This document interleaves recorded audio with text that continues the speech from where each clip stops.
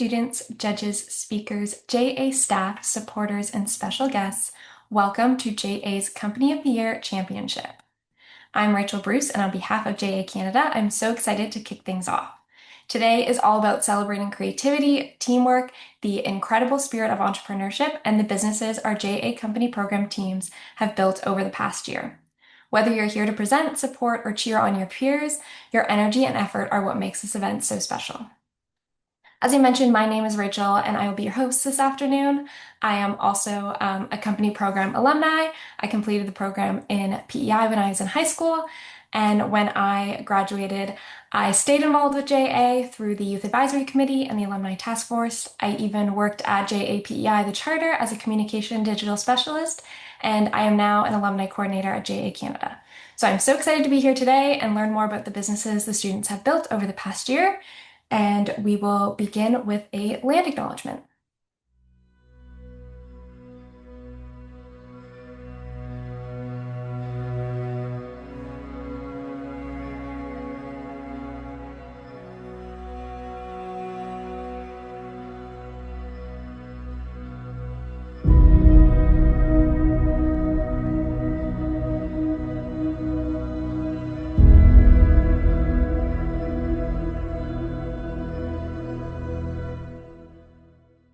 Thank you. So to get us started today, I'd like to welcome Gary Callasy, Chair of the Board of Directors of JA Canada. Rachel, thank you very much for having me here today, and what a pleasure to see all of you here live, and what a great event.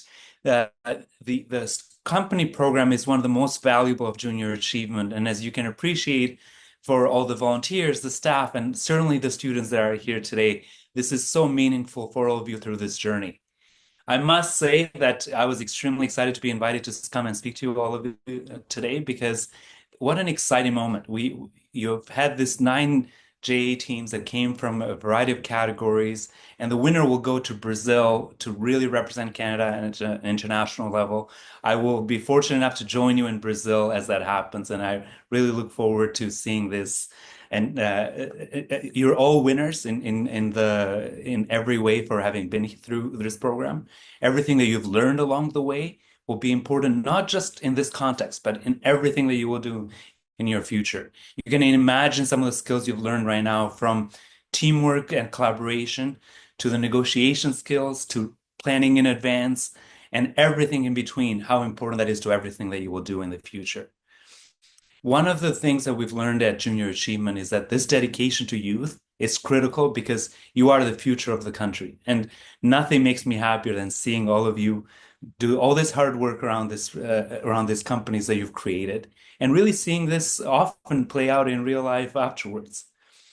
Rachel, thank you for having me here today. I kept my remarks brief, knowing that we have a full agenda, and I'm excited to see the rest of today play out. Thank you, Gary, for that inspiring and warm welcome. Our event today will start with an inspiring fireside chat with JA Alum. After that, we'll move into the competition with our 3 finalist teams. Each team will start with a presentation about their company and experience within the program, followed by a Q&A session with our judges. Before we start today's competition, I'd like to introduce you to our keynote for today's fireside chat. We have Mia Svetkovic here today, who is a strategy and lead at NASDAQ, with a dynamic background in capital markets and enterprise transformation. She began her career at NASDAQ in a specialized consulting unit, advising multinational clients on capital allocation, fundraising, and market expansion strategies. Building on that foundation, she transitioned to NASDAQ's internal strategy team, where she helped lead enterprise-wide transformation initiatives, develop AI-driven strategies, shape product roadmaps, and contribute to defining the company's mission and long-term goals. Mia holds a Bachelor of Commerce from Rotman Commerce and completed a specialization in strategy from the Harvard Business School. She will be starting her MBA at Western University's Ivy Business School in the fall, continuing her commitment to driving innovation and strategic growth. Mia is an alum from JA, where she participated in company program with JA Central Ontario for 1 year as a student and continued to support as an advisor for 8 years. Welcome, Mia, and thank you for joining us today. We're all excited to have you here and look forward to hearing about your JA story. Thank you, Rachel, for the warm welcome. I'm super excited to be back. I remember when I was in your seats doing company of the year, so I'm very excited to be back in a fireside chat and to give back to y'all and share my words of wisdoms. Thank you, Mia. So let's get started with what inspired you to join JA Company Program, and can you tell us a little bit about your experience? For sure. So I was sitting in grade 11 when Mia in grade 11 was very focused on business. She was taking all the courses to go into commerce. She was doing DECA. She was part of the investment club, the finance club, you name it. But I was sitting in calculus class and my friends were talking about JA. They were saying JA this, JA that, junior achievement. And I was like, wow, I need to get involved in this. So I was like, can I please have an intro with one of the advisors? They set me up a 30-minute intro call. I saw them down here in the financial district. And after that, I was like, I gotta get involved. And that was one of the best decisions I've done. As the lady you guys see sitting here in front of you, has been shaped by JA. That was a revolutionary point of Mia being going from very insecure, not fully confident to now being a public speaker, working at NASDAQ, taking on different initiatives. So yeah, a simple conversation during calculus class led me to be involved with JA from 2015 till now. What an amazing story. Could you talk more about how your experience with JA influenced or shaped your career journey as well? Yes, for sure. So JA, when I reflect back on my time, JA made me into a stronger, more powerful, and more influential leader. And I really want to emphasize the word leader here. Before JA, as I told you, I was just a regular Joe Schmo at class. But going through JA, my advisors, my mentors, and my peers pushed me to go out of my comfort zone, to tackle on new things that I would never tackle, that I would never think I'll be good about. And that has what shaped me into who I am today and to think differently and to try and solve challenges. So I want to say, as I reflect back on my journey, Jaya has shaped me to being a leader and a leader not just in my professional life, but in my personal life too. And that's one of the things I'm most grateful about. And what part of the program do you think had the biggest impact on your personal growth of becoming a leader? Hmm. I would say it's growing my confidence to take on new challenges, new tasks, and new risks. Through JA, you are pretty much put in the fire in something. So I'll give you an example. My year, we built this company called Sitto, which was the Uber for babysitting. So what Sitto was a platform where we connected parents with babysitters. We took none of the liability. We were just the connection portal and the payment portal. So instead of parents, going through their pockets, scrummaging for that 5 buckaroos, the 10 buckaroos, the $20 to pay their nanny, their babysitter, they could have done it all by a click of a button. Their bank accounts, their checking, their savings, their credit cards were all linked, and that's what we had to offer. So I joined JA first year, and I ended up being the CFO of the company. But we had a tremendous idea. The revenue model was quite challenging. So I really had to think outside of the box how we can get multiple revenue streams. The app and connecting parents with babysitters was one portion of revenue. But then we also had to host events and sell things on the side to have more revenue streams. And again, Jay is what pushed me to be like, hey, Mia, think outside of this box. Think about how you can make more revenue. Think about how you can connect parents' bank accounts to this application, to the babysitter's bank accounts to get the money. I'd never done none of that. I had to learn how to code. I had to learn how PayPal worked. I had to learn how Square, how Stripe worked. Words I had never even heard of in my life, let alone code them into the application.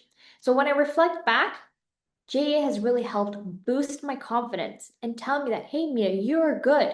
You can do this and you should take this risk. And even now, as I reflect on my professional career, I take a lot more risks than some of my other colleagues do, let alone my parents have done. My parents will sometimes look at me and they're like, woof me. And I'm like, I got this. And that confidence was all built through JA. So I'm super grateful for that. That's amazing. And I can relate when you said you're kind of dropped in the fire and you have to react and adapt. I think that's a great Great note there. Can you share a challenge you faced while building your business and how the skills or mindset from your program helped you overcome it? Hmm. So I think I tackled this briefly, but it was the revenue model. In my mind, I thought a company always had one revenue model, one stream. But when you look at it, whether you look at Airbnb, whether you look at Starbucks, whether you look at any company, like even take a Starbucks, they don't just make money out of their coffee. Now they have foods, they have waffles, they have merchandise, they partner with events, they do catering, they do all kinds of things. So they went from just pure coffee to so many different revenue streams. So my biggest challenge faced was the revenue model and figuring out how we can make more money out of different streams. And if one stream goes down, the entire company won't go down. Because when I was in JA, I had a lot of competing companies where they had one stream of income. And if something happened to that, like look at COVID, if something happened there was no company left. So how I overcame this challenge was by my mentors constantly telling me, Mia, be creative. Mia, be creative. And I had to step outside of that box. So again, you're seeing a lot of common themes here to think how we can be creative, how we can add something that's unique, that's out of this world, something that people wouldn't think of. Like even Starbucks. Who thought that Starbucks would be most popular in selling cups and t-shirts and tote bags and scented candles? Now I see it winners with their pumpkin spice and other stuff. What would you think from a coffee to a candle and all that? But that's a smart idea and a creative idea, and that's how you make more money. That's how you grow. Yeah, great perspective there. What does success mean to you now, and has that changed from your time with JA and changed over your career? So when I got the questions, this question really got me thinking. So in the beginning, I was a very studious kiddo. Like I was the type where I would get 93 on my math test, and my dad would be like, Mia, did the Cookie Monster eat out there 7%? I'm like, Dad, it's calculus. It is hard. Like, give me a break. So in the beginning of my life, when I was, a student and trying to get my first job, my goal was always to make the right decisions to move on. So I made sure I took the right courses in high school to be labeled as a commerce or a business or a finance student to get me into university. In university, I made sure to take the right courses with the right GPA, be strategic with bird courses and easier courses, the sexy looking names of courses that you want those the big companies, the big firms to hire, the Deloittes, the RBCs, the banks of the world. In university, I was making sure I kept a very good average to get into an internship placement, to get into co-op placement, to get my first job. So again, I was constantly, success for me was making sure I have the right laying blocks to get to the next level. Now for me, success doesn't mean that. Success for me now is me empowering other people around me. So for example, when I come to work, if I can build a model or build a sandbox where my colleagues can go in and play with it and build stuff, that's success for me because they are building new stuff and making an impact. If I can go help a friend, a colleague, and make them a connection to their next job, teach them something new, guide them through something, that is success for me because I'm helping someone else out. If I can, think of a new business model, think of a new product, and help the world out there because I work for Nasdaq. We're a financial institution, a stock exchange, a fintech company. So if I can build a new, even a small little new process, adding AI into a product to save our clients 50% efficiency, that is success because I'm making an impact on humans. So again, I went from success being getting the right marks, getting the right courses, and now we're off to empowering people, which I never thought would be the case. Yeah, I think you can definitely say you've been successful in inspiring those, being a mentor with JA as well, and being here today sharing your story. So we do really appreciate that and motivating our leaders of tomorrow. How would you say you stay motivated to continue learning as a business leader today in this fast changing world? That's a very good question. I would say today's world is so rapidly changing. I work for a stock market and you wake up one day, the news are one thing at 8 a.m. By the time I have dinner at 8 p.m., the news are something totally different. So there's a couple things I do. There's four key pillars that I do. One is conferences. Go out in the industry. Go attend conferences, whether it's Collision, whether it's in June, it was Industry Tech Week, whether it's, I know, for example, part of 100 Women in Finance, Women in Capital Markets, whether it's Versify, whether it's in your shoes, DECA, whether it's attending a seminar to learn about something new. So just being out there, being in the crowd, you will pick up from what is being talked about. I know a couple of years ago, AI was being talked about. Years before that, ESG, environmental social responsibility, environmental social governance, and CSR, corporate social responsibility, talked about. Now there's a lot of talks in terms of world politics, tariffs, where are we going? So that's one. The other one is horses. There's no, after you finish university or college, just education doesn't end there. So last year I went back to school and I did my specialization in strategy from the Harvard Business School because I work within the strategy team here.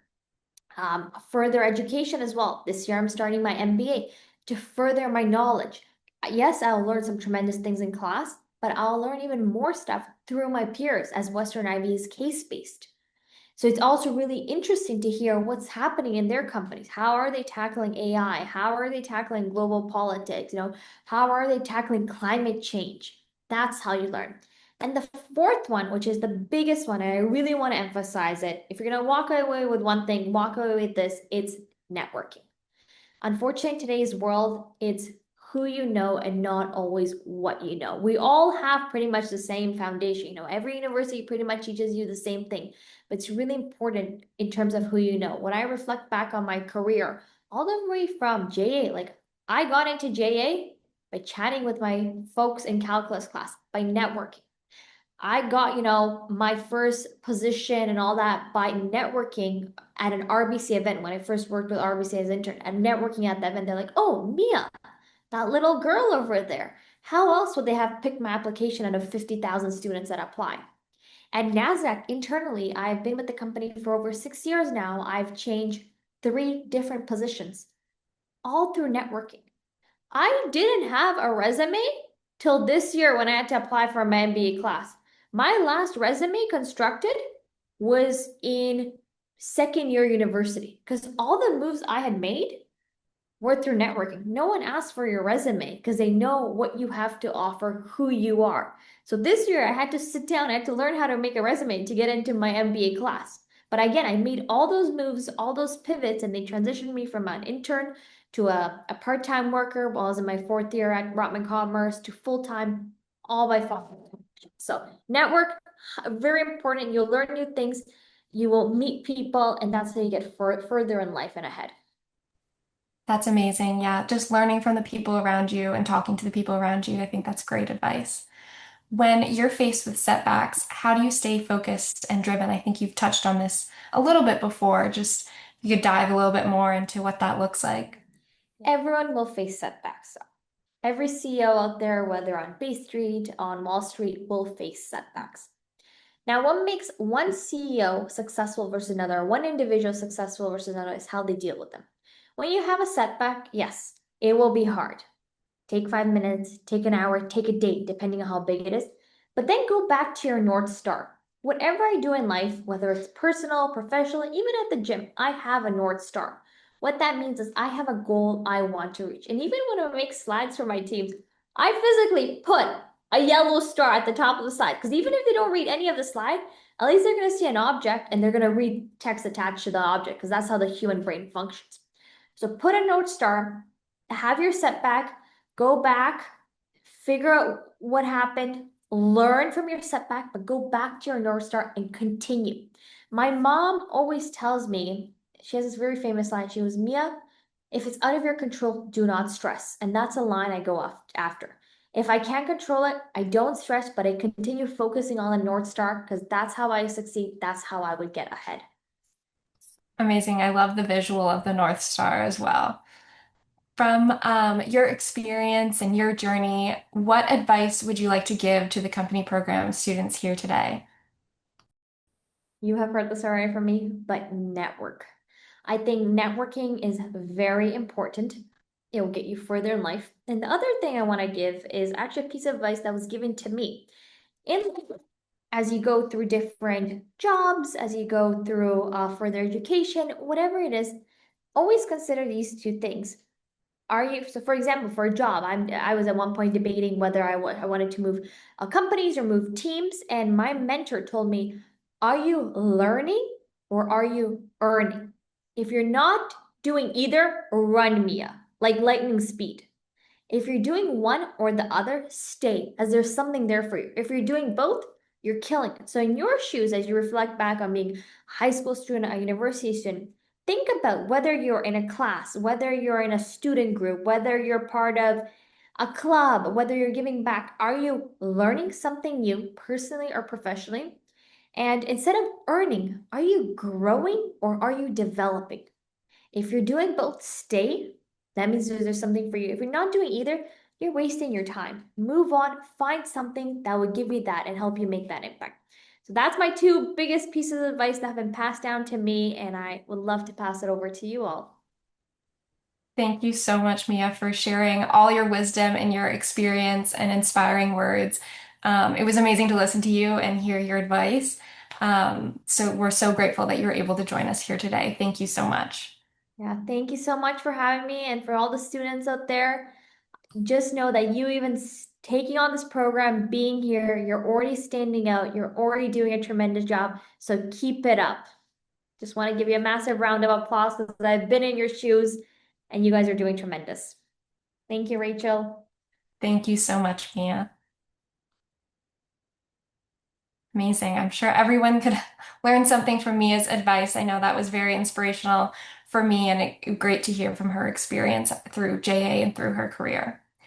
As we move into the competition portion of our event, I'm honored to welcome the amazing participants of the JA Company program. This year, we've seen a 34% increase in participation in a company program across the country. These days of economic uncertainty, as Mia discussed previously, we know it's more important than ever to develop entrepreneurs that are made for Canada. Our youth are the future, so let's celebrate their achievements and the bright future they are building for our local communities and Canada. Last week, 9 incredible teams participated in our preliminary category sessions, each with a unique focus. The teams prepared, presented, and pitched their case where they were scored by judging panels. Today, we'll hear from 3 finalists who were the top scoring teams from each of the categories. The categories are retail and manufacturing. These teams created or sourced a product and brought it to the market, either in person or online. It's all about hands-on experience and working together to develop a physical product. The next category is technology. Teams focused on tech-based ideas like apps, websites, or digital products. Through their experiential learning, students use their creativity to use technology as they build their products and develop their business. And the last category is social enterprise. These teams are all about making a difference, whether it's tackling climate change, supporting mental health, or addressing homelessness. Their goal is to create a real social impact. And while many teams give back through product sales, what really defines a social enterprise is its mission to solve a social challenge. The 9 teams that participated in the category finals include, from the retail and manufacturing category, Après Ski from JA Quebec, Cliptote from JA Northern Alberta, and Top Shelf from JA Central Ontario. From the technology category, we have Proxybus from JA Quebec, Destination from JA British Columbia, and Hearts and Heritage from JA Manitoba. And lastly, from the social enterprise category, we have Unoya from JA Northern Alberta, Seed from JA British Columbia, and Cherish and Care from JA Southwestern Ontario. Before we start the competition, I'd like to take a moment to introduce each of our judges that are joined us here today.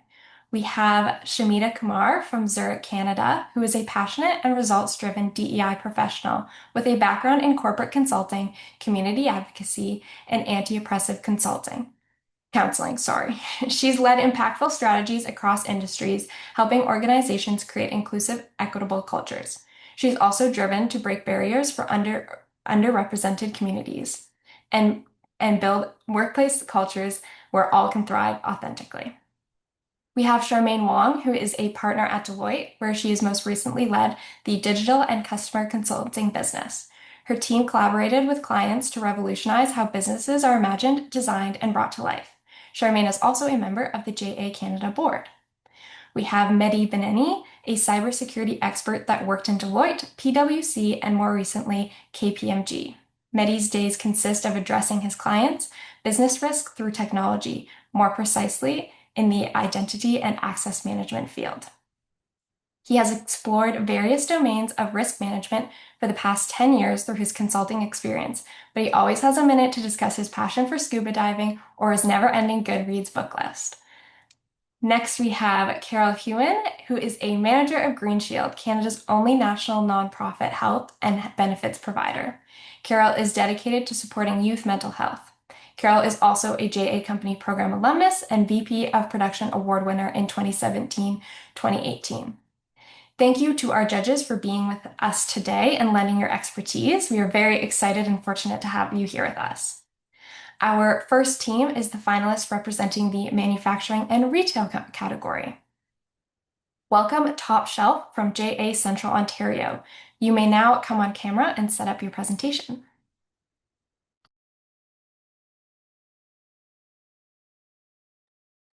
Welcome Team Top Shelf. I wish you the best of luck. You may start your presentation when you're ready, and you will have 6 minutes before the end, and then we'll get into the Q&A session. 49% of adult Canadians have literacy skills that fall below a high school level, affecting them and their kids' future. And we project this number to increase due to the lack of literacy support following the COVID pandemic and huge dependence on AI. And all of this starts with one main problem, a lack of engagement of literacy at a young age. So hi everyone, my name is Eva. I'm William. And I'm Hudson. And it's an honor for us to present to you Top Shelf, a company that envisions a world where reading becomes a part of everyone's day-to-day life, recreating a magic that we all felt reading with our parents as a kid. That's why we created our own book series, turning our members' lived school experiences into stories that build morals and spark imagination. And the success? We sold each book for $15 at a $5 production cost, generating over $3,600 in revenue from over 270 sales. So throughout the rest of this presentation, we'll walk you through our company overview, share our reflection, showcase our department highlights, and conclude with our future goals. So, starting with our company overview. We are a publisher of our very own book series called Seawater Studies, driven to make books an educational tool, a treasured pastime, and develop a newfound passion for reading. But we're not just any book company. Inside each of our 3 books is a glossary with advanced words children can learn as they read. Now, creating our books wasn't without its obstacles. First, we learned that having a product idea is just the beginning. Creating it is the real challenge. Designing our books took more than just a pen. It needed organized artists and tough decisions, like whether to sacrifice quality for lower cost when printing with McSam Canada. And in the end, creating our books meant finding the right balance between vision, teamwork, and practicality. There were several times where we couldn't even maintain a consistent design, learning that a final product is never done on the first try. And another thing we learned was if we wanted to grow in sales, we need to extend our reach beyond just friends and family. That is why we partnered with several brands shown on the slide to access their combined 15,000 followers and secured brand deals with NF Connect, Toronto General Hospital, and York Mills Collegiate Institute to expand our audience.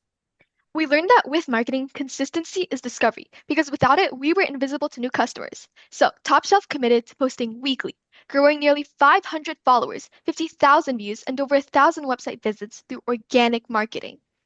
And overall, we learned success requires more than just a product. It needs commitment across all departments.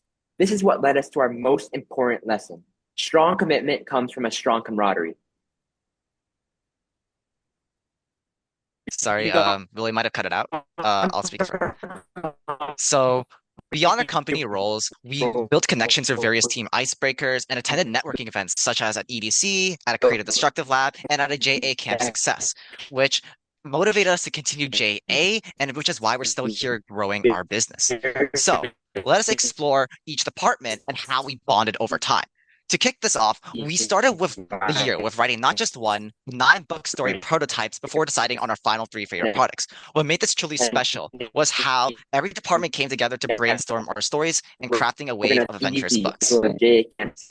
enjoyment The finance department also is worked why we're hard to different. establish various systems, such as an estimate and actual budget, and creating a break-even analysis that further analyzed our production plans. This helped us decide our final pricing models at $15 per book, while also getting a $40 for a full bundle to create this premium feel of owning our books while remaining profitable. As a result, we sold out not once, but twice, making a pre-profit tax of $1,100 from 270 sales. And this wasn't just a result of a good product. It was also from the widespread community support we received to strengthen Canadian literacy. We received a thank you video from Sick Kids, a letter of support from a member of provincial parliament, and continuous encouragement from other JA companies for the impact our product brought to revitalizing literacy. Our technology department also built a website reflecting all these core values, boosting our online presence and brand image. And our marketing, you've seen the metrics already. We've posted countless social media ads shown on the screen. But it wasn't just our success in marketing. We hosted fire drills and workplace safety presentations, pushing JA's industry standards. At the same time, our environment department worked with production to print our books with vegetable-based inks, minimizing our carbon footprint and fortifying our commitment to sustainability.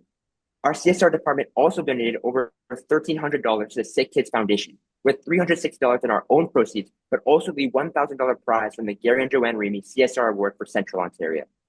We also set several ambitious KPIs that targeted different departments and the company's overall efficiency. Exceeding our goals, we showed the great potential of our company. And overall, all the hard work, sweat, and tears accumulated to our greatest achievement of them all, an astounding 146% increase in shareholder value. And that is why, with so much success, we can't just end our company today, because we have a new objective to deepen our impact. We plan to launch our second book series by the end of December, turning one-time buyers into loyal customers while introducing a weekly newsletter to increase customer retention and lifetime value of our products. We also plan on selling in bulk while developing classroom lesson guides to support curriculum-aligned learning.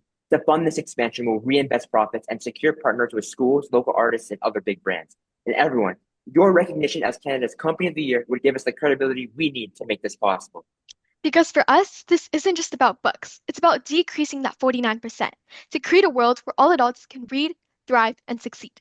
So everyone, we ask you to join us in rewriting this future with one book at a time. Thank you so much for listening to our presentation. Let's move on to questions now.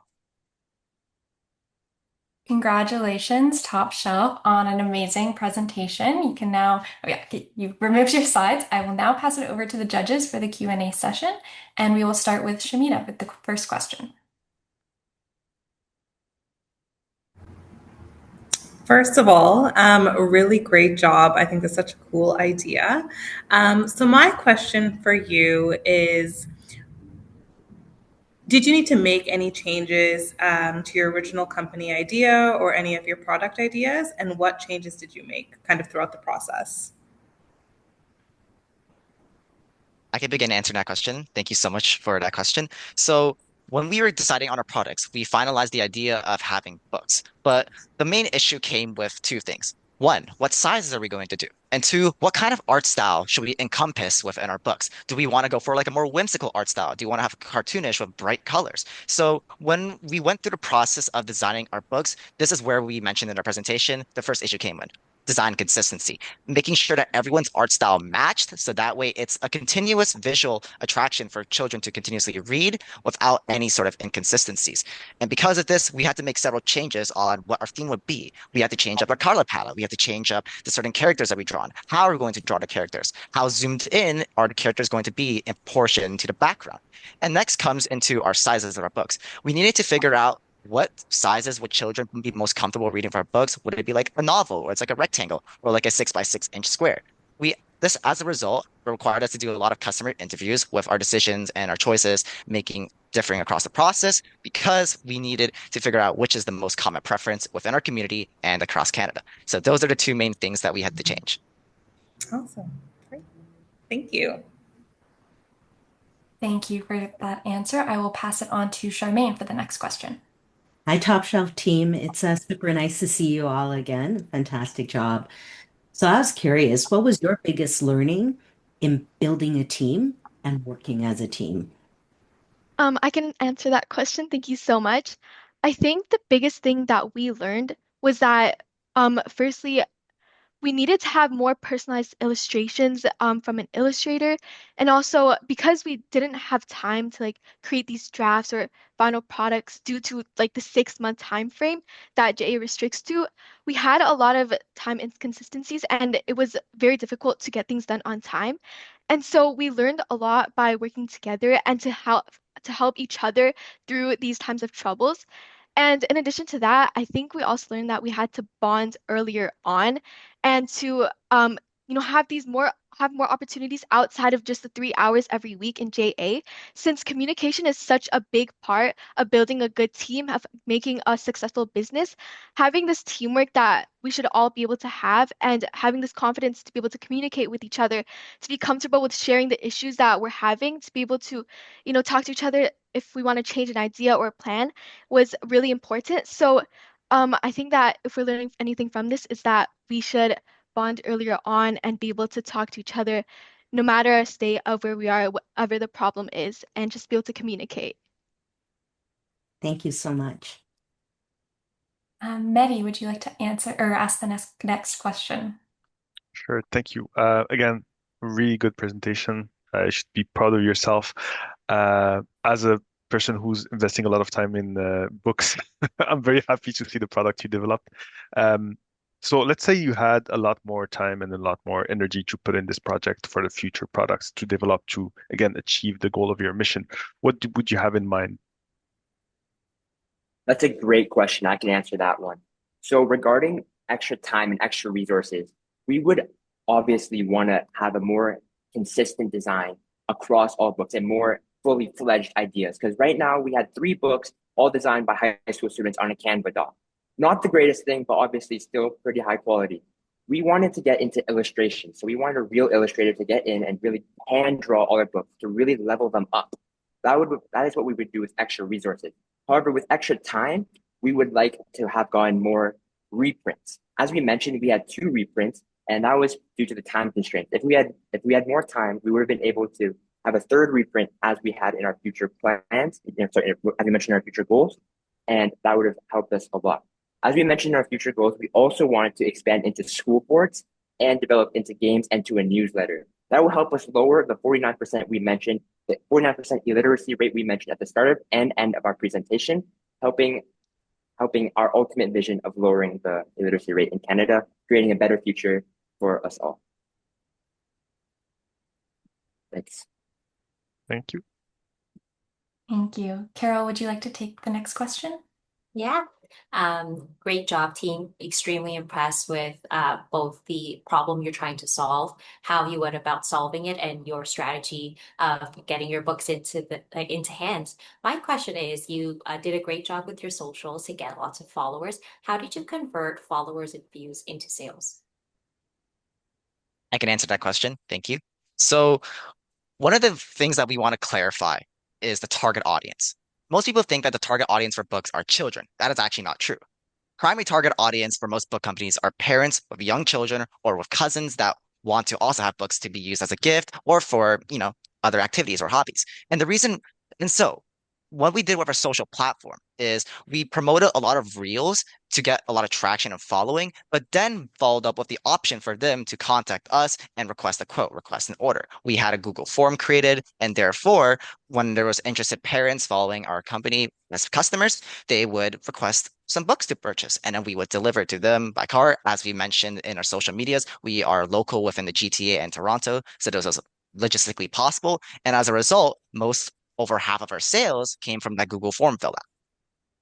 Yep. And I just also want to add on that we use the search engine optimization.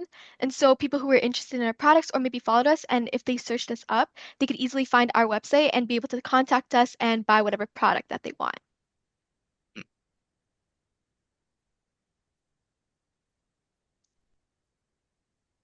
Great, thank you. Shamita, would you like to ask the next question?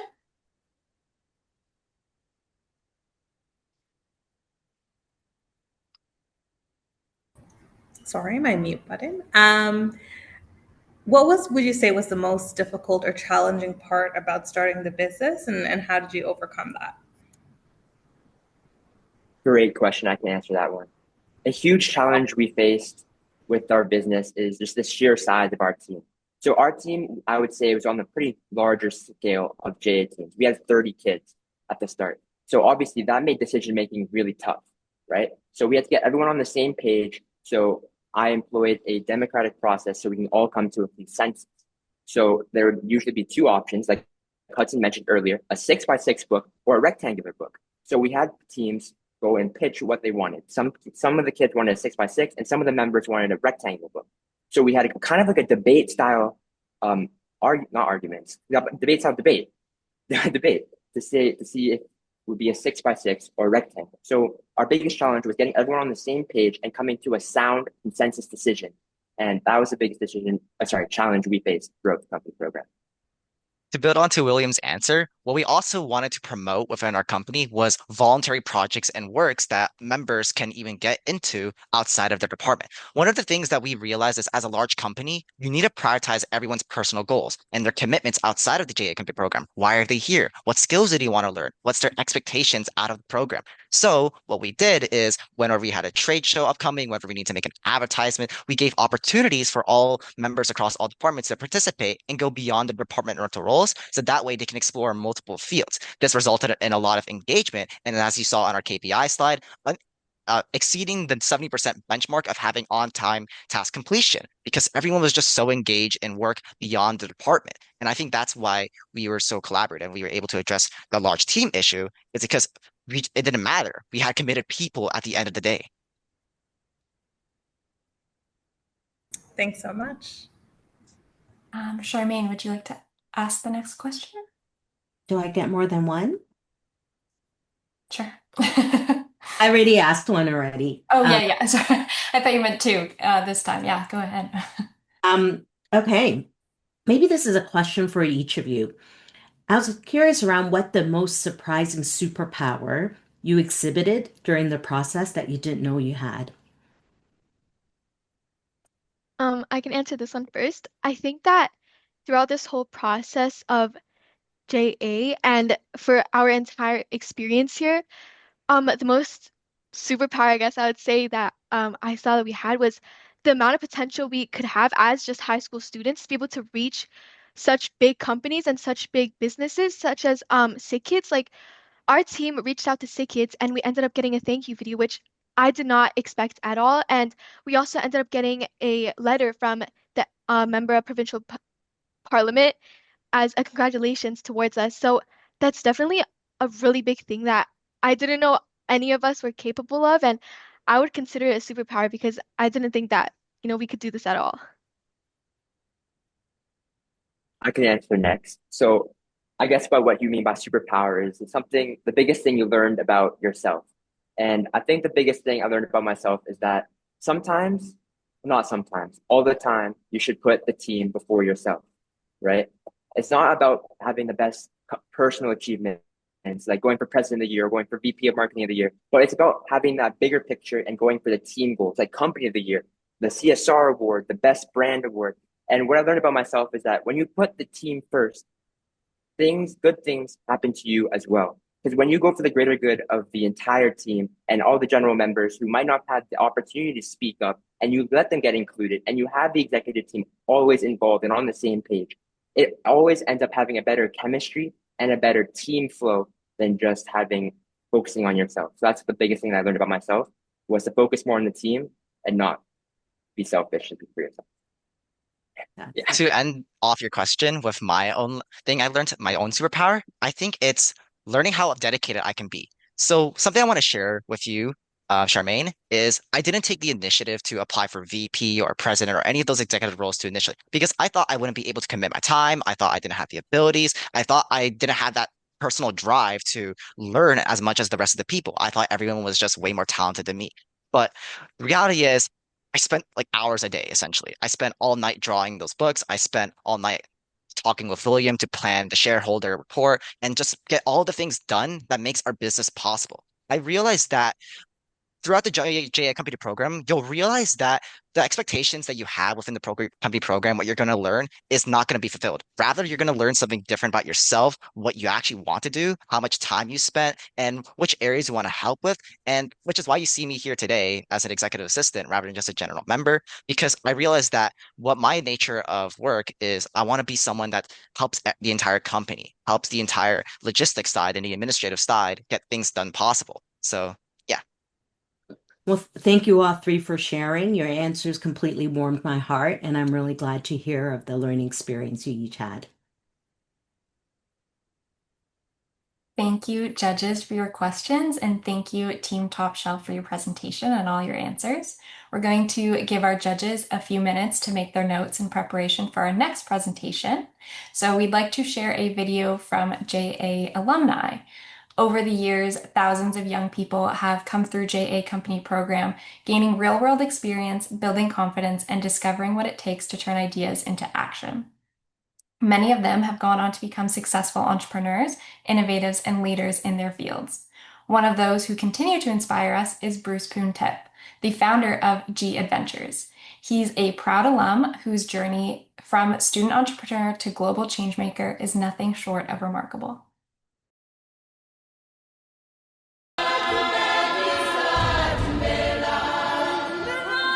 I've always said there's no faster path to peace than people getting to know each other and people getting to know other cultures.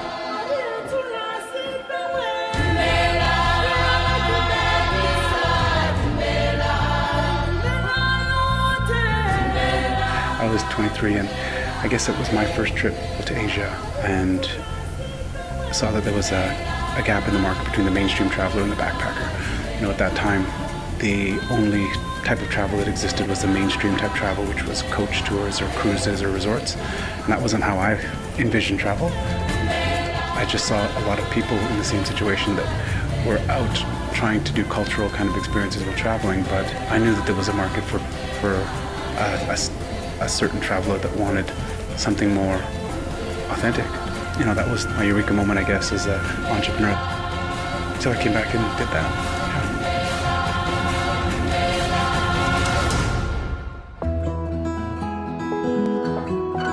I was very young, so I had to start it basically on my own, and took college credit cards and borrowed money from family and friends, and you know, started it out of my house, and that it's a traditional kind of entrepreneurial story.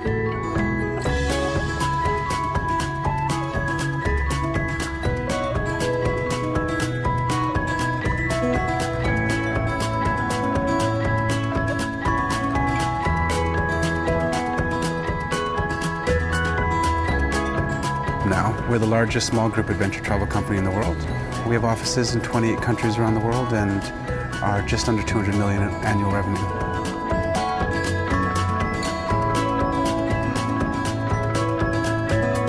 So we kind of spearheaded a movement early on with a more sustainable, more grassroots, a more culturally focused type holidays. And just over time, as the world changed with us, we became kind of seen as kind of pioneers in a space, because ecotourism came to evolve in the mid-90s, and then responsible tourism and sustainable tourism kind of followed with us. We started developing programs because we thought it was the right thing to do, because we were so reliant on communities and local people for the success of our business. We created a foundation that gave back and created projects around the world, and we've done all kinds of things to, you know, AIDS education, to water projects in Africa. For our 20th anniversary, we built the G Adventures 2020 Eye Center in Cambodia.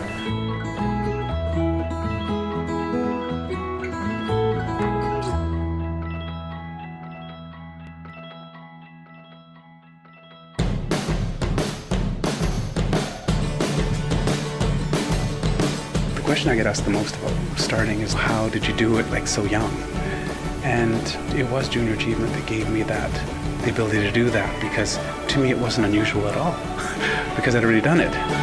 When junior achievement came along, when I was 14, I joined the company's program. I started a bookmark company, and I sold bookmarks in drugstores, and I negotiated contracts with drugstore chains, and I was 15 years old and walking to these meetings with drugstore owners just to sell bookmarks beside the cash registers, and they were like $1 a piece. And I learned about supply and demand very early and how to keep books and how to keep ledgers.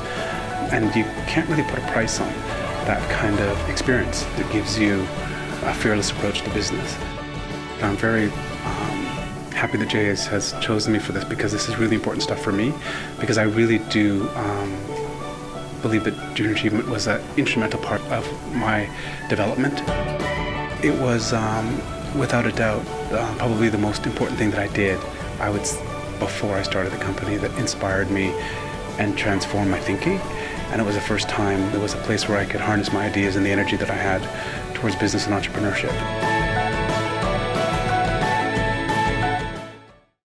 I find Bruce's story so inspiring, especially because he saw the gap in his community and through his own experience and built that into a business that's a global success and connecting communities across the globe. We are now going to continue to our next team presentation. Our second team is the finalists representing the technology category. Welcome, Hearts and Heritage from JA Manitoba. You may now come on camera and set up your presentation. Welcome, Team Hearts and Heritage. I wish you the best of luck. You can start your presentation when you're ready, and you'll have 6 minutes. Good morning, everyone. We are Hearts and Heritage Kenny Ojo. Taiwo Ojo. And Janelle Mercado. We are a Winnipeg-based student-run company with one mission: to share a recipe book where every dish tells a story. Winnipeg can be described as a cultural melting pot of Canada, home to vibrant Indigenous, Filipino, Nigerian, Ukrainian, and countless other communities. We wanted to create a product that could celebrate these cultures, and what better way than through food? Our product is a 60-page hand-illustrated, multicultural recipe book featuring 40-plus recipes from over 20 countries. With every page, readers could discover a new culture and a personal story. Once we defined our vision, we began the book's mock-up process with our technology team, who played a key role throughout. They were heavily involved in curating and digitizing the recipes that best represented our team as a whole. From layout designs to visual aesthetics and formatting strategies, their collaboration was essential in shaping the foundation of our product. Our student illustrators, Alexis and Farida, transformed rough sketches and outlines into designs that reflected the warmth and cultural diversity of our product. They brought a competitive edge to our book by including their unique art styles and showcasing their personalities. Once the first edition was complete, we went through several review and correction rounds, refining the content to ensure clarity, consistency, and user-friendliness. Earlier on, a concern was raised. What if people feel they can find similar recipes online? That sparked an important discussion about our book's uniqueness and adaptability, leading us to develop a digital version of our book at $15 alongside the physical version at $20. By offering both copies, we aim to meet people where they were, whether they prefer a book they can hold or a version they can use on the go. So one of our biggest goals was to create a brand that felt warm, nostalgic, and rooted in culture while still standing out in today's digital world. So our logo is of a beige spoon and red fork in a yin-yang heart formation, symbolizing balance between cultures, harmony in meals, and unity across generations. We use earthy colors and fonts like Vida Loca and glacial indifference to blend tradition with modern design. We promoted it on 3 social media platforms and partnered with influencers and food-based small businesses to expand our reach. One of our most engaging posts was a weekly Guess the Dish game, sparking conversation with cultural pride. But beyond digital, we prioritize human connection. So at trade fairs, our booth felt like a cozy kitchen, complete with a play stove, awning, and a giant measuring cup showing our impact. Every time we made a sale, we rang a bell, and this energy drew people in. Additionally, we collaborate with another JA company for a plant grow cook campaign, pairing their herbs with our recipes to encourage local, fresh eating. Our social media outreach led us to invitations to sell at 3 external events. Our social media and websites were areas we intentionally developed to reflect our values and strengthen our team's identity. Whether it was the behind-the-scenes moments, recipe highlights, or cultural stories, our online platform became an extension of our team's voice. One thing we noticed when researching other websites was the lack of event visibility. Important dates like launches or sales weren't highlighted. So, we made it a priority to ensure our events were clearly communicated through dedicated announcements, separate web pages, and consistent updates on social media. This ensured our audience was always informed about upcoming events and product drops.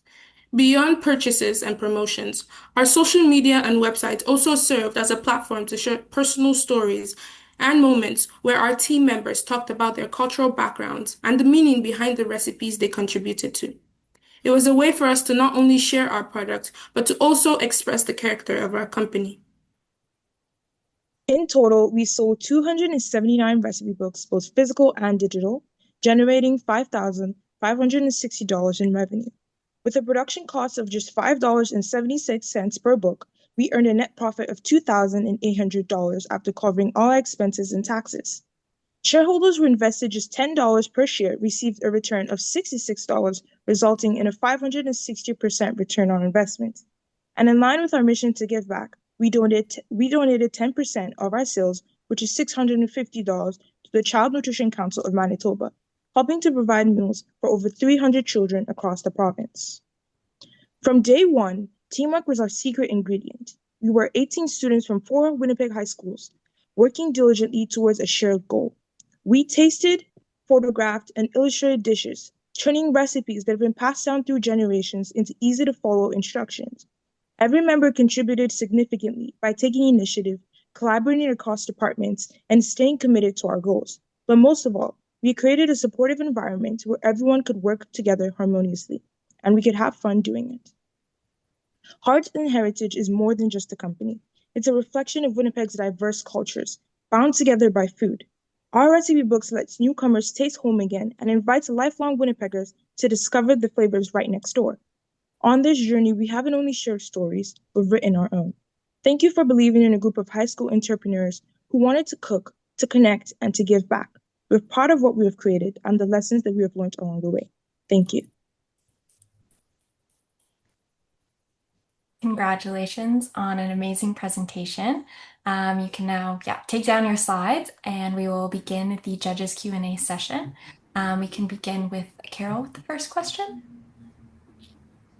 Amazing job, team. I'm really impressed with the idea. I love how it's multi-dimensional. It's not just a cookbook, but it's also about culture. And it's not just multicultural, but you also kept the angle of like the local culture within it, Manitoba and within Winnipeg. So I love the multi-dimensional aspect. It was very thoughtful. One question I had is, I'm curious if there were any big decisions that your team wasn't in agreement on. And what did you do to get on the same page? I can answer that question. So initially, we all pitched our ideas. Some people wanted us to have something that was more globalized, but we all decided, like after our immense debates and after talking to each other, that we wanted something that showcased more who a Winnipegger would represent. So we all were immigrants from different families from all around the world, and we all wanted to showcase that in general. But the conflict arose when people wanted to decide whether we wanted a recipe book or something that was more surface level. So maybe we were going to decide on a bookmark that then had recipes that we could share with other people. But after everything, we were able to work together to decide on what we wanted to do. And that was how our recipe book was born. Thank you. Mehdi, would you like to ask the next question? Sure. Yeah, always having trouble with the mute button. Again, thank you for the presentation. Really, really beautiful. The visuals seemed very delicious. I was wondering if, given the fact that you're presenting something that is unique in the area where you are, was there any issues regarding finding the proper recipes that would also have the ingredients that would be accessible to the people of your area? Or was there any challenges regarding that specific part? I can answer that. That came up a lot. So we made sure to put in recipes that we knew could be easily accessed in any grocery stores or any local uh, grocery stores that were ethnic to other communities.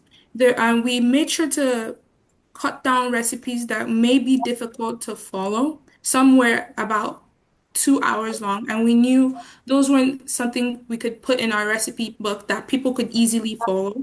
So decisions like that had to be made earlier on, as well as how uh, someone from a different ethnic background will enjoy such recipes. So at times, things had to be done where some recipes had to be cut while others were kept or edited in a way that was very clearly detailed so they could easily follow.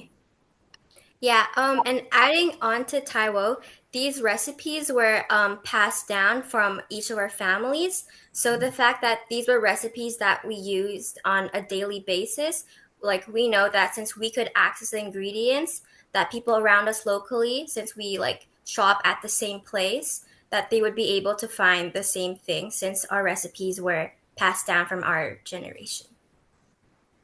Thank you. Shamita, I'll pass it over to you. Yeah, awesome presentation. I think this is such a wholesome idea. What parameters would you say a company used to measure success, or what would you consider a successful execution? Okay, I can answer this question.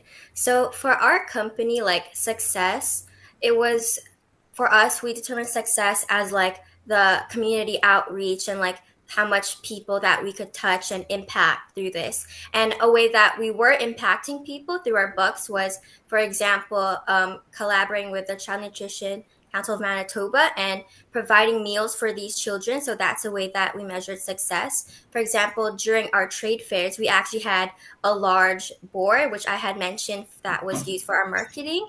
It on that board was a giant measuring cup, and it basically measured the amount of meals that were being provided through the people coming in to purchase our books. And that was a way that we did it. So just like having a visual appeal that show our impact impacted others as well and really showed the success of our books. Awesome. And Charmaine, I'll pass it over to you. Thank you. Folks like us, super impressed with the quality, attention to detail, and thoughtfulness of your product, your brand design, and your booth. So kudos to the team here. I think to achieve such results, it certainly was going to take a lot of your time and demand. How did you keep each other accountable to your company and to each other? I can answer this question. So, as a president, this is the first time that I was put in a position where I was going to have to manage over a bunch of other students, and we're all working towards the same goal. I didn't want to have a space where I would be controlling or one person would be controlling. I wanted a space where everyone could share their own like stories, their own impacts, their own opinions. And I think that this was something that we as a company really worked too hard towards.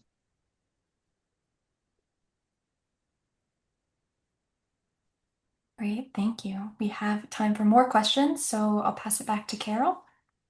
Thank you.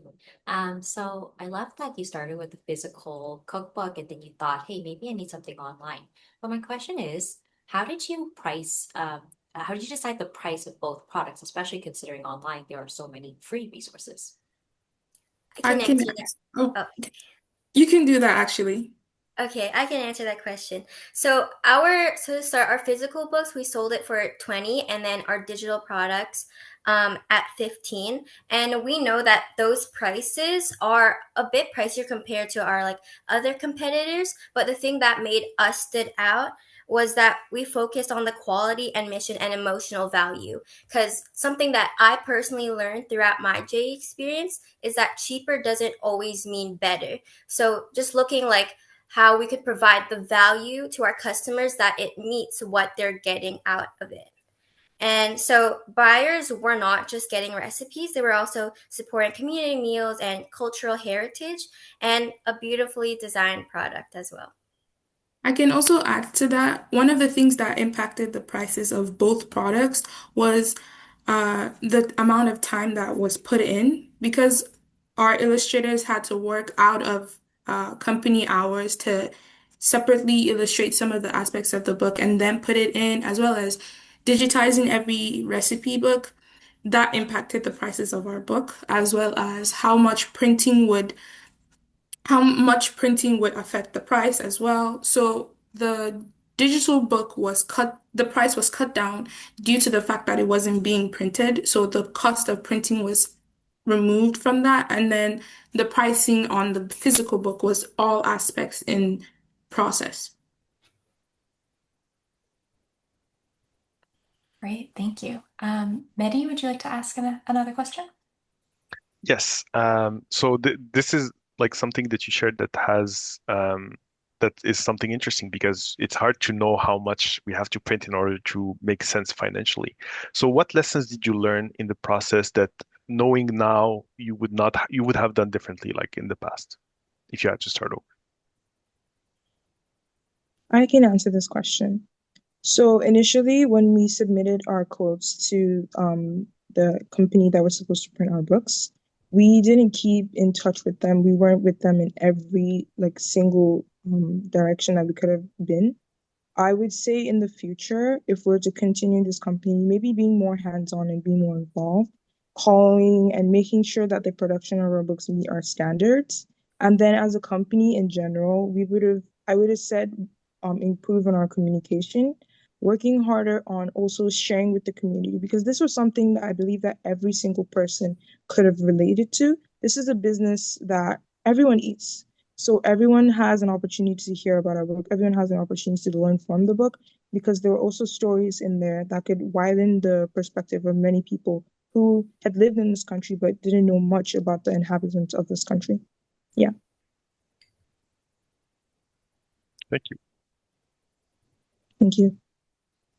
Shamita, would you like to ask another question? Yeah, for sure. What do you think made your team work well together? I can answer this question. I believe our team worked well together due to the fact that with every meeting at the start, we always took time to have like a team building exercise. Every meeting started with something, either a game or an activity, or just us talking with each other about things we would like to happen as we go into the meeting. We became closer through talking about school, homework, or even other opportunities that involve JA. And that really built our relationship as a whole in the team. And adding on to Taiwo, we also had we also really focused on like mini group sessions and like building a community, not just with just like the whole team, but like even just finding that one other person or that second other person to just really like voice your opinions really helps magnify the ideas in our company to take it to the real thing.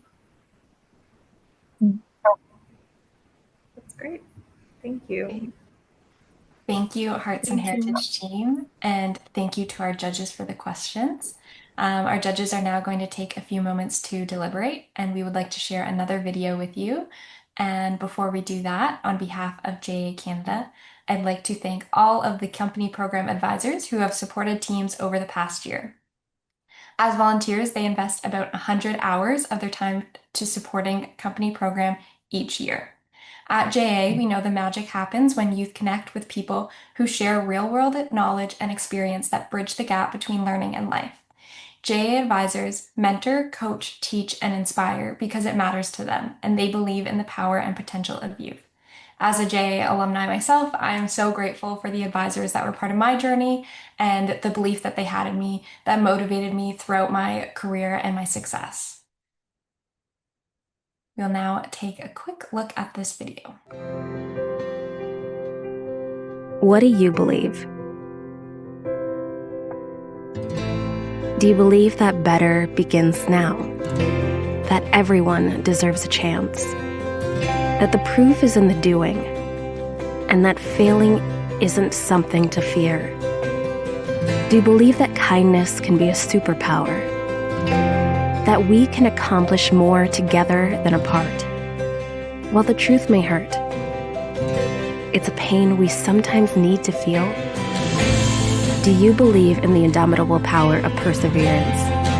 That work, hope, and love are four-letter words we should say in front of the kids, and that education remains the best path forward for most.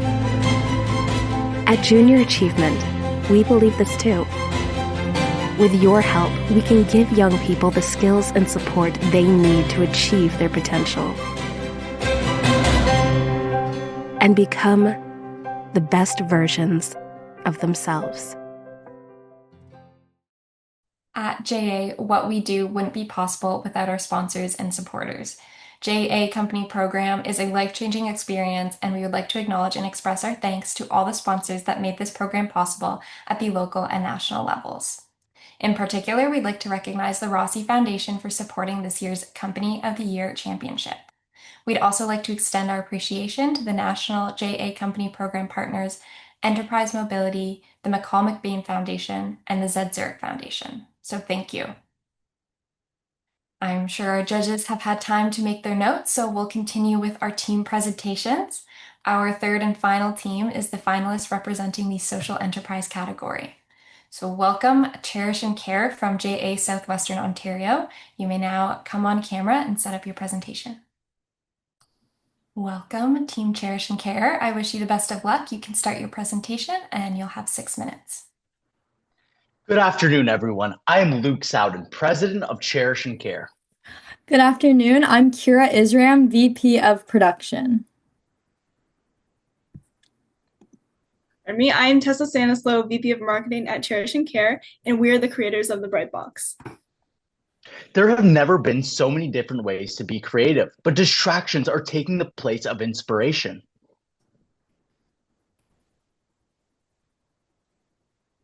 So what if you could help a child discover their creative voice? Introducing the Bright Box, a kit filled with a bunch of creative learning tools for children. The kit comes with coloring sheets, toys, and handmade crafts made by the Cherish and Care team. This is an amazing way we are able to impact children's creative learning and expand their imagination.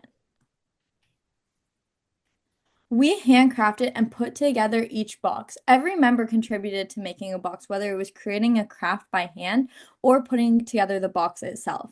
We incorporated products in the box that were sourced from many different manufacturers to get to the box we had today.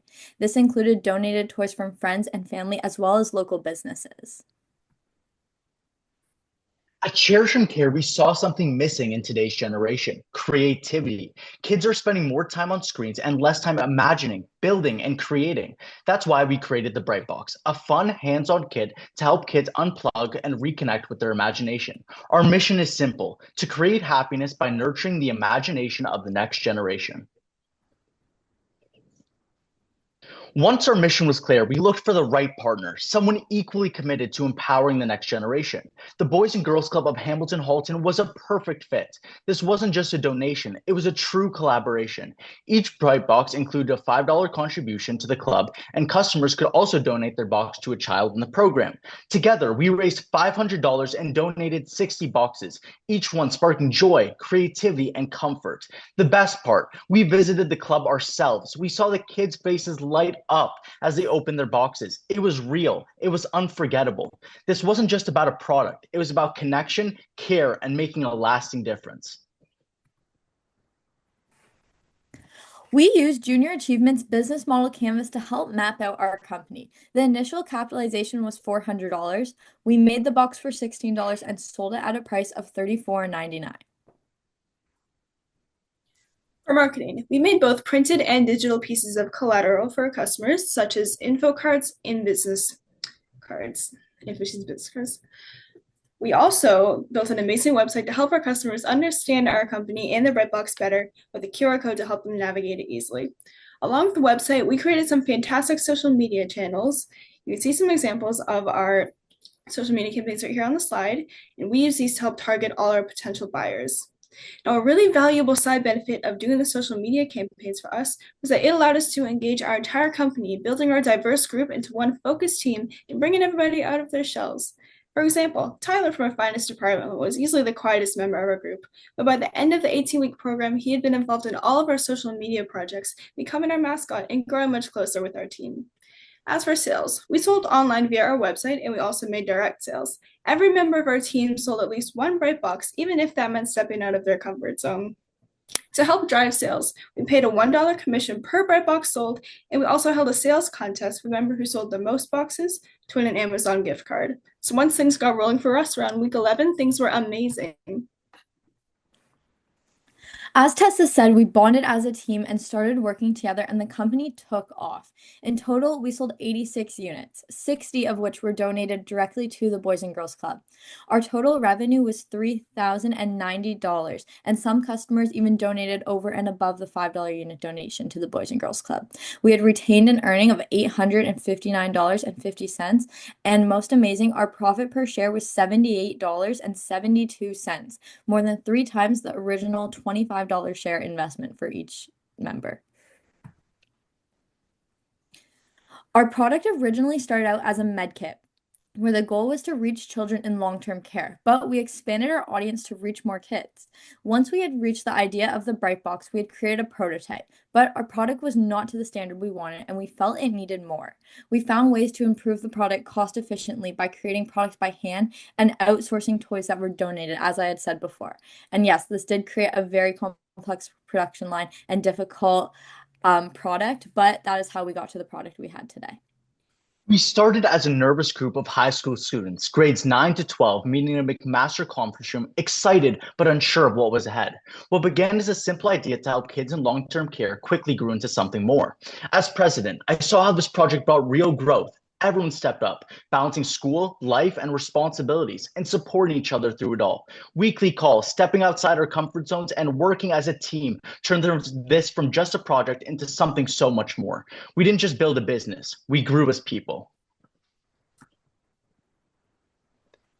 Speaking of team, here's Cherish and Care. I'd like to thank every single member that was on our team. I'd like to thank our mentors, Richard Dunda, Liam Dunda, and Trinity Allen. And I'd like to thank the JA Southwestern Ontario team for supporting us along the way. We are Cherish and Care. Thank you. Congratulations, Cherish and Care, on a great presentation. I will now pass it over to the judges for a Q&A session, and we can begin with Charmaine. Amazing. Thank you, everyone. What a great box. I love it. I love mystery boxes, and this one makes it even better because it comes with a cause. I was curious, like, how did you come up with the business idea, go about gaining consensus across the team? And was there one area of the business concept that the team didn't agree on? And what did you do to resolve it? I think I can begin with this one. The original idea, as we said, was a med kit, but we found that that might be difficult to get to and be difficult to partner with the hospitals, especially with such a short period of time. Definitely that was the goal, but with the amount of time JA was given, we didn't have time to do that. So we decided to expand the product, which didn't mean we had to cut off the children in long-term care. It just meant it was available for more children, and that allowed us to actually partner with the Boys and Girls Club, which was just a blessing in disguise, honestly. And yeah, so after creating the first prototype, we had to really adapt because none of us were happy with it. We wanted the product to be something that we were all proud of, so we all really had to come together as a team, which was something that was difficult and something we disagreed on because it was hard to create something and turn something that we already had that we were supposed to be proud of into something that we wanted to all be proud of as well. So that was difficult to turn the box into the first prototype to what we had, which was a very big learning curve for all of us, but it was a great experience. And I think other team members might have a different point of view on this as well. So.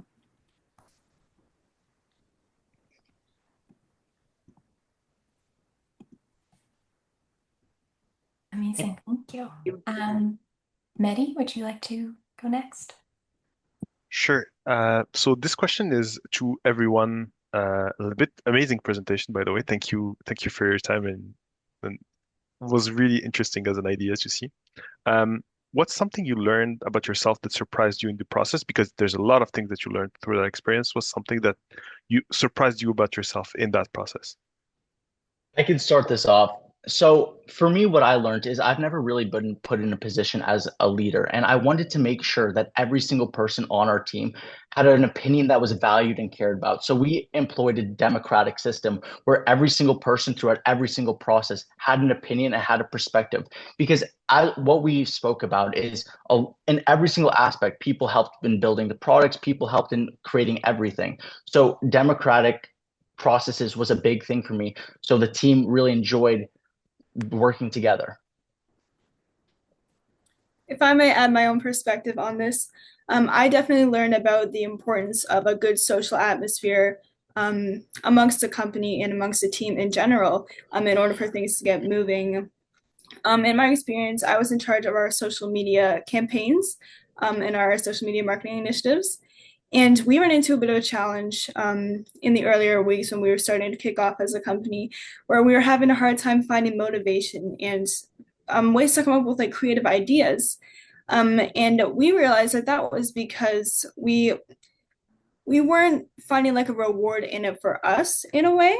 So we decided to take that opportunity and make our marketing initiatives into a good team building opportunity. So our first initiative we ever did was we got our correspondent from the Boys and Girls Club over, and we had our president Luke take a bright box and propose to her with it, and we had everybody cheer, and everybody had such a great time. And ever since then, the social media campaigns became something that we could look forward to as a team. So once I learned that, I realized that if you could try and use the stick, not the carrot in that sense of the analogy, and give like a social award to teams for productive work. And that will make things way better and way more productive in an environment such as this. As VP of production, I really learned how the team really works together, kind of bouncing off what both of them had said, actually. Because of how complex our box was, we had every single person making a craft, every single person putting together a box. I can tell you, I watched even the grade nines on our team making crafts, and it was a very interesting thing to see all of us come together. The teamwork was the aspect for me that I learned, just seeing how everyone comes together. Even as VP of production, I helped work in finance and marketing, and as Tessa said, every single person participated in a marketing campaign or Instagram post at some point throughout the 18 weeks. So that was just something I learned, just how much teamwork impacts a company. Thank you. Shamita, I'll pass it over to you. Awesome job. I think this is such a cool initiative, and it seems like you have some really great partners as well. So if you were to add something and in terms of marketing and promotional tactics, what would you hope to add, or what would you recommend to kind of take it a step further?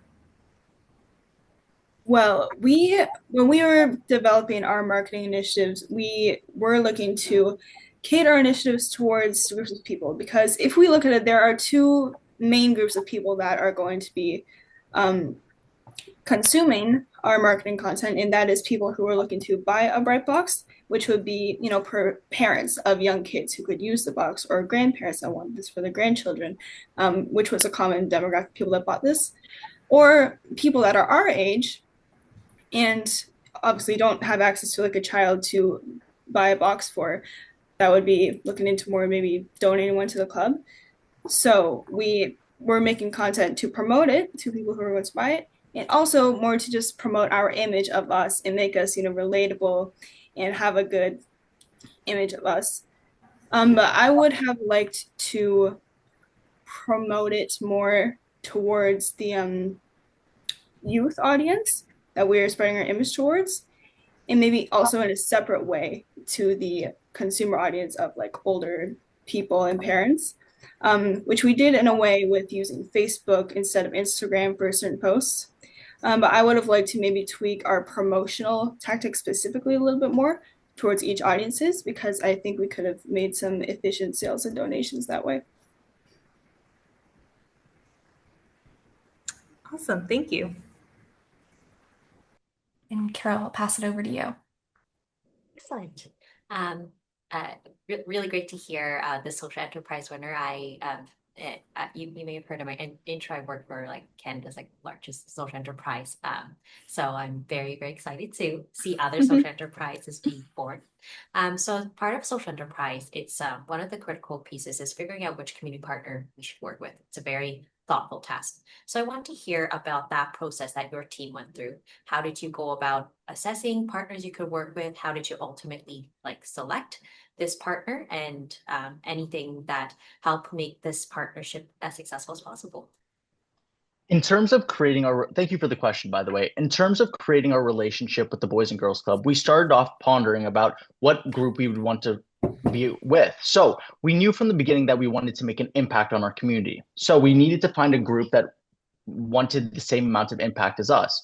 So we messaged the Boys and Girls Club and we got in contact with Sarah Bennett, an amazing lady who spoke to us. And through that process, we created the partnership that we have now today, which has been so impactful for us. I mean, it works so well in what we want to do and what we want to accomplish throughout our company. And that's how I would answer your question.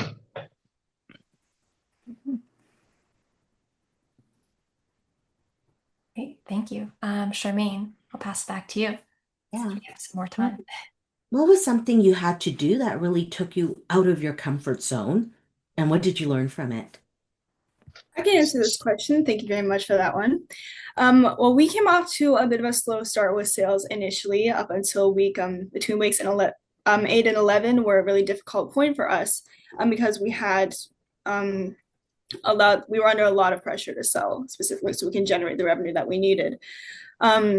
So we had to really step out of our comfort zones to make those sales. And that meant reaching out to your friends and family members and saying, hello, this is what we're doing. Would you be interested in buying a Brightbox to support us in the Boys and Girls Club? And a lot of us even very nobly went door to door to make sales like that. And that was very, very daunting for myself and a lot of people in our company. But we actually did make a lot of very efficient sales that week. We were very productive in those times once we were able to face our fears and do that. And we all ended up making ourselves very proud in the end. To add on to Tessa, and for me personally, I struggled at the beginning of the weeks to have motivation come within the team and have a group that wants to push forward and create the most successful team possible. So with the help of my mentors, we had different ideas to improve collaboration. One of those ideas was called LFGs. What LFGs basically means is L stands for lead by example, F stands for fearlessly innovate, and G means get stuff done. This tool was basically used to motivate people to be that member each week that contributed to the team in a way that stood out to people. And I think that was really important. Also, what we implemented is I noticed that within the Tuesday calls, the Tuesday meetups, there wasn't enough time to really collaborate as much with the team. So what we implemented is weekly calls where we could conjoin on the weekends and work together as a team to get through anything that we were going through. And just being able to implement those processes so we could work as effectively as a team was a big learning part for me. Great. Thank you so much, Cherish and Care, and thank you to our judges for your questions. That wraps up our presentations. I want to thank you all for all the incredible teams and your presentations today. You've truly impressed us and no doubt made the judges' job a very tough one. Our judges will now be submitting their final scores, and we will announce the winning team on JA Canada's social media channels this coming Monday. So the winning team will be nominated to participate in the JA America's Company of the Year competition, which will take place in Rio, Brazil in mid-November. We look forward to sharing more details about this as it gets closer, and we are very hopeful we'll have a team to represent Canada at the competition. To all of our JA Company Program participants who have joined us today, you are now part of the fantastic alumni community, and I encourage you to stay connected to JA through additional learning as a youth advisor or even a volunteer. If you're still in high school this fall, please consider joining JA Company Program again. The program experience is different each year, as you've heard from my experience and from Mia's. And being a JA alumni is a great experience. From my own experience, I've had amazing opportunities to meet people from across Canada and from across the globe. So I'd like to thank all of our JA staff, volunteers, and JA Company Program participants who have attended today. Thank you. And as we close today's event, we will finish with one last video, some inspiring testimonials from a few of our alumni.